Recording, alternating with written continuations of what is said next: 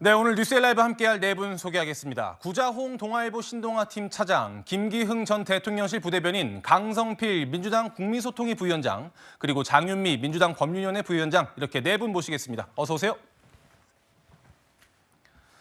정치권에서는 여야 의정 협의체가 제안이 됐고 여야 모두 협의체 필요성에 대해 공감하고 있습니다. 먼저 정치권의 이야기 듣고 오겠습니다. 국민의 생명을 지키고 의료 시스템의 붕괴를 막기 위한 대책을 신속하게 마련해야 합니다. 여야가 머리를 맞대고 의료계와 정부도 참여해 사회적 대타협을 끌어내야 합니다. 여야 의정이 함께 머리를 맞대고 의대 정원 증원의 합리적 대안을 모색하는 협의체를 구성해서 운영하자는 겁니다. 대통령실 간에 좀 조율이 되는 부분입니다. 대통령실에서도 공감하는 사안으로 저는 알고 있습니다.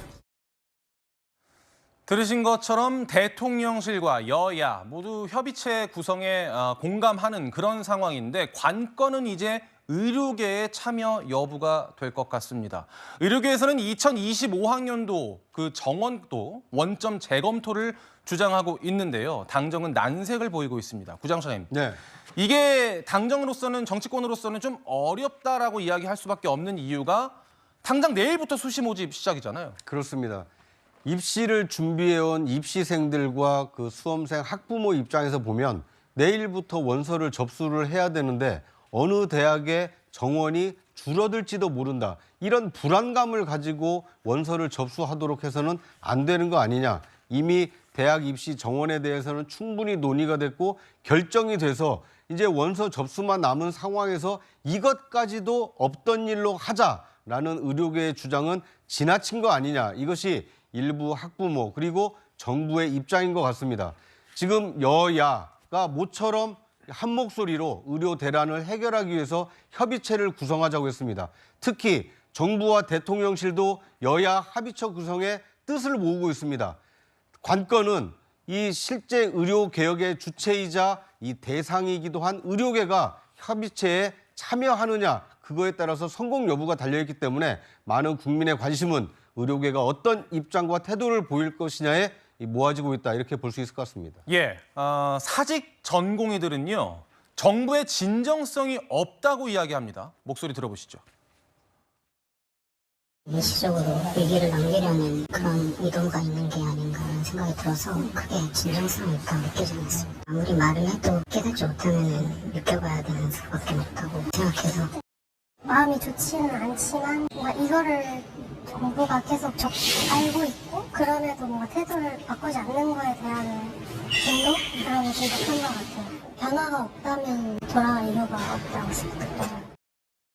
장 변호사님, 그러니까 의료계는 대통령의 진정성 있는 사과가 먼저다 이런 입장인 것 같아요. 그렇습니다. 대통령께서 최근에 기자 회담을 가진 자리에서도 우리나라 응급체계는 정상적으로 제대로 가동되고 있다. 문제가 되지 않는다라는 취지의 이제 발언을 하신 부분이 현실을 제대로 담아내고 있지 못한 인식이다. 이런 부분이 있고 이런 대통령의 잘못된 인식 그리고 잘못된 인식에 기반한다면 이 대안이 제대로 정립할 수가 없다 보니까 의사협회에서는 이런 부분과 관련해서 대통령이 아주 전향적으로 이 부분에 대한 물꼬를 제대로 트지 못한 부분에 대한 사과가 선행돼야 된다. 나아가서 이런 협의체가 제대로 가동되기 위해서는 지금까지 의사단체와 끊임없이 대립각을 세워왔던 보건복지부 장관과 제2차관에 대해서도 경질이 선행돼야 된다. 이런 입장으로 맞붙고 있습니다. 예, 김 전 부대변인. 당장 내일부터 수시 모집인데 2025학년도 정원부터 다시 논의하는 게 가능한 일일까? 이게 좀 궁금하긴 합니다. 사실상 이제 불가능한 일입니다. 뭐냐면 이게 단순히 1,500명 의대 정원뿐만이 아니라 이 정원으로 인해서 여러 가지 다 영향을 받습니다. 우선적으로 이제 수시를 할 때 단순하게 길만 늘렸다고 하더라도 내가 예를 들면 학생 입장이나 부모님 입장에서는 A라는 곳이 이 의대 정원으로 인해서 경쟁률이 좀 떨어질 수 있다. 그리고 6군데 수시를 6군데 쓸 수 있거든요. 그럴 때 여러 가지 이제 나름대로 준비한 것들이 있는데 그게 한꺼번에 다 무너져 내린다는 거죠. 예. 그렇기 때문에 수시를 미룰 수 있는 거는 불가능하다고 보고요. 저는 이제 의료계에 좀 말씀을 드리고 싶은 게 정부가 부족하고 뭔가 이제 제대로 대응하지 못한 부분에 대해서 이제 비판을 하는 것까지는 괜찮은데 저희가 일을 제대로 하기 위해서 국민의 생명과 건강권이란 걸 확보하기 위해서 이 정부가 양보한 부분이 있으면 의료계에서도 이런 구체적인 것들을 바라는 것들을 얘기하면서 협의체에 복귀하는 게 좋거든요. 근데 이번에 좀 말씀을 듣다 보니 이번에도 아무리 말을 해도 깨닫지 못하면 느껴봐야 하는 수밖에 없다. 그리고 변화가 없다면 돌아갈 이유가 없다. 이렇게 얘기하는 건 뭐냐면 환자와 환자 가족을 볼모로 삼는다는 느낌을 약간 지울 수 없거든요. 그러니까 저는 의료계에서도 본인들의 어떤 의료 사고에 대한 어떤 면책, 그다음에 경증 환자나 아니면 술을 마시는 환자들에 대해서 치료를 거부할 수 있는 그런 권한에 대한 어떤 명시적인 어떤 그런 내용들에 대해서 그리고 수가에 대해서 본인들이 원하는 것들은 좀 구체적으로 얘기하면서 이런 조건들을 하고 내가 이런 부분에 대해서 논의할 수 있다면 합류를 하겠다. 이런 식으로 아주 디테일하게 좀 얘기하는 게 좀 나을 것 같습니다. 민주당은 어떻게 보세요? 저는요, 일단 의료업계가 저는 이번에 여야 정의 협의체에는 들어와야 된다고 생각을 합니다. 그리고 가능하다면 이번 추석 명절만이라도 자체적으로 좀 복귀를 해야지 국민들로 하여금 본인들의 어떤 지금 상황이 본인들의 이익을 위해서가 아니라는 것을 명분을 쌓을 수가 있다고 생각을 합니다. 그리고 이제 지난 설 연휴 때는 연휴가 3일밖에 되지 않았는데 응급 환자가 6만 명이었습니다. 그런데 이번 추석 연휴는 연휴가 5일로 더 깁니다. 그렇기 때문에 그 이상의 환자가 발생할 수 있는 거예요. 그러니까 연휴에는 음식을 하다가 화상을 입거나 성묘를 가다가 뱀에 물린다거나 낙상한다거나 또 당연히 대이동이 많기 때문에 차량 사고가 많이 일어나는 여러 가지 위험이 있는데 이 상황에서 의사들이 조금 어떤 전향된 모습을 보여주는 것이 여야 정의 협의체를 구성했을 때 조금 우위에 설 수 있는 명분을 확보하지 않을까라고 생각을 하고요. 대신에 2025년 증원부터 전면 재검토해야 된다는 건 전 무리하다고 생각합니다. 이거는 지금 수능을 대학 입시를 준비하고 있는 수험생들을 전혀 배려하지 않는 겁니다. 그리고 정부도 어쨌든 2026년도부터는 전면 재검토할 수 있다라는 전향적인 모습을 보였기 때문에 한 명이 한 발짝 내밀면 그 손을 또 잡아줘야 되는 거거든요. 그렇기 때문에 저는 여기서 또 한 걸음 나가면 저는 보건복지부 차관 정도는 본인이 좀 자진 사퇴를 하는 것이 어떨까. 책임지는 모습. 왜냐하면 어쨌든 새 판이 짜졌으면은 거기에 새로운 얼굴이 가야 되는데 어쨌든 지금까지 보건복지부 차관에 대한 발언이라든가 행동 이런 것들이 너무 어떤 국민적으로도 의사들에게도 부정적인 이미지가 있기 때문에 가능한 얘기도 그 사람 때문에 안 될 수도 있다라는 걱정이 많습니다. 그래서 저는 서로가 조금 한 발자국씩 양보하는 모습을 보여야 한다 이렇게 생각합니다. 알겠습니다. 구장선생님, 네. 아까 이제 얘기 나왔는데 추석 연휴의 이제 문제예요. 그 응급실이 뭐 응급실 뺑뺑이라든지 이런 것들이 지금 굉장히 심각한 상황이잖아요. 네. 추석 앞두고 국민들 불안이 좀 큰 상황이죠. 그렇습니다.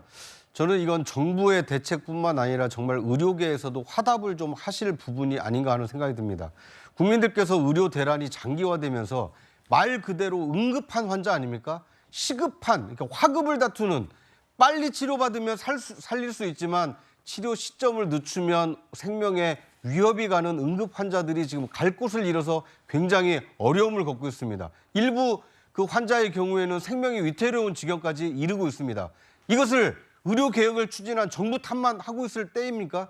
저는 이번 추석 연휴 기간만이라도 의료계가 먼저 논의는 앞으로 더 하겠지만 이 응급 상황만큼이라도 의료계도 발벗고 나서서 이 국민들의 안전 생명을 지키도록 하겠다. 화답할 필요가 있다고 보여집니다. 먼저 사람 먼저 살리고 그다음에 의료계의 요구를 요구하는 것이 더 많은 국민의 지지를 받는 길 아니겠습니까? 앞으로 일주일의 시간이 남아있는데 여야, 의, 정 이 협의체에 참석을 하든 그렇지 않든 이번 추석 연휴 응급 대란에 대해서 의료계가 어떠한 대처를 하는가에 따라서 이 국민의 여론도 크게 달라질 수 있다. 이 점을 좀 유념하실 필요가 있어 보입니다. 예, 알겠습니다. 응급실 뺑뺑이라는 말이 이제는 새삼스럽지 않은 그런 상황이 됐는데요. 그런데 지난주에 대통령이 찾았던 응급실 상황은 조금 달라 보였습니다. 여기에 대한 이야기도 많이 나오고 있는데 일단 장면 먼저 보고 이야기 이어나가겠습니다.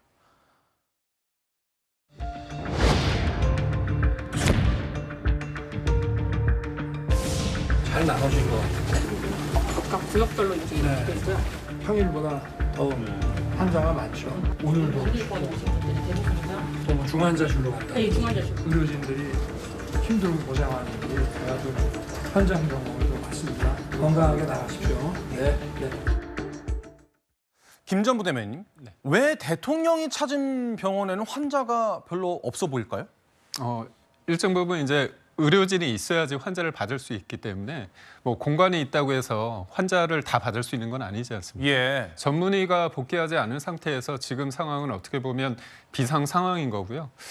저는 이제 대통령께서 지난주에 저렇게 야간에 병원을 방문하고 나서 저는 좀 기류 변화가 있었다고 봅니다. 그러니까 한동훈 대표가 사회수석을 만난 다음에 그다음에 그 며칠 후에 그 다음 날이죠. 다음 날 한동훈 대표가 얘기를 하고 그다음에 또 사회수석이 또 대통령실에서 그 응답을 하지 않았습니까? 이게 일반 분들이 좀 알기에는 조금 잘못 알려진 부분이 있는데 뭐냐면 대통령실은 기본적으로 1,500에서 2,000에서 1,500을 양보를 했고요. 예. 그다음에 통일된 안이 있으면 좋겠다고 했는데 없더라도 통일된 안이 아니더라도 2026년 관련해서 증언과 관련해서 논의를 해보자고 얘기를 했는데 그게 화답이 없었습니다. 근데 한동훈 대표가 증언에 대한 논의가 아니라 26년 안을 유예하고 그러자고 하니까 요번에 나온 게 증언안이 아니라 제로 베이스라고 얘기한 거거든요. 예. 그러니까 제로 베이스라 하면 한 명도 안 뽑을 수도 있다는 여기 그렇기 때문에 어떻게 보면 의료계로 하여금 협의체에 들어올 수 있는 저는 명분을 줬다고 생각을 합니다. 그렇기 때문에 저 당일날의 상황만 가지고 판단하기는 그렇고 대통령이나 대통령실에서 지금의 상황에 대한 엄중함을 좀 인식을 하고 이 부분에 대해서 우리가 좀 양보할 필요가 있겠구나 그런 생각을 하는 어떤 계기가 됐다는 측면에서 저는 유의미했다고 봅니다. 알겠습니다.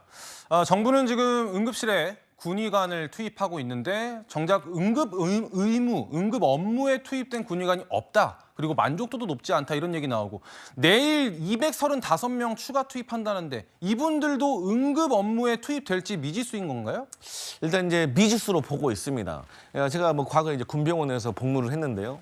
원래 군병원은요. 군인들을 치료하는 것만으로 상당히 과부하 상태입니다. 그래서 군병원은 과거부터 간호사들이 사실 의사의 역할을 대신할 정도로 바빴습니다. 그리고 이제 군의관은 중의와 대의로 나눠져 있습니다. 그러니까 중의 같은 경우는 그야말로 레지던트, 그리고 대위 같은 경우는 전문의 과정이기 때문에 이 대위 군의관들이 왔을 경우에는 나름대로 임상 경험이 많기 때문에 환자를 잘 볼 수가 있는 겁니다. 하지만 중의들 같은 경우는 어떤 분들은 의료 경험이 많기도 하지만 또 어떤 분들은 그렇지 못한 경우도 있거든요. 예. 그리고 또 이 군의관들 중에서는 군병원에서 환자를 많이 상대하시는 분도 있지만 그냥 대대급에 내려가서 환자를 보는 경우 그야말로 경증과 증상만 분류하시는 군의관도 많기 때문에 지금 현재 응급실 상황에 바로 대처하는 것은 어려움이 있을 수도 있다. 그리고 더 큰 문제는 지금 현재 응급실 뺑뺑이 사태가 도는 이유가 지금 뭐 보건복지부 차관은 붕괴되지 않았다라고 말하지만 정말로 응급실에 문을 앉은 게 아닙니다. 문은 열려 있습니다. 하지만 환자가 왔을 때 그 최초의 어떤 응급 진료는 해주지만 그 이후에 배후 진료가 불가능하기 때문에 그러니까 뭐 진료를 받은 후에 내과나 외과나 신경외과 다시 세부로 진료를 시켜줘야 되고 또 입원을 할 수도 있는데 이 배후 진료가 불가능하기 때문에 응급실 뺑뺑이라는 말이 돌고 있기 때문에 이 말의 본질을 있을 때는 결국에는 전공의들과 어떤 의사들이 복귀를 해야 되는 문제가 있습니다. 하지만 그래도 군의관들이 200명이 넘게 어쨌든 응급실로 와준다면 그래도 숨통이 조금이나마 트이진 않을까 이렇게 보고 있습니다. 알겠습니다. 일단 정부와 여당은 의료계 참여가 없더라도 협의체를 가동시킬 계획인데요. 모쪼록 국민들의 피해가 최소화되는 방안을 모색해 주기를 바라겠습니다.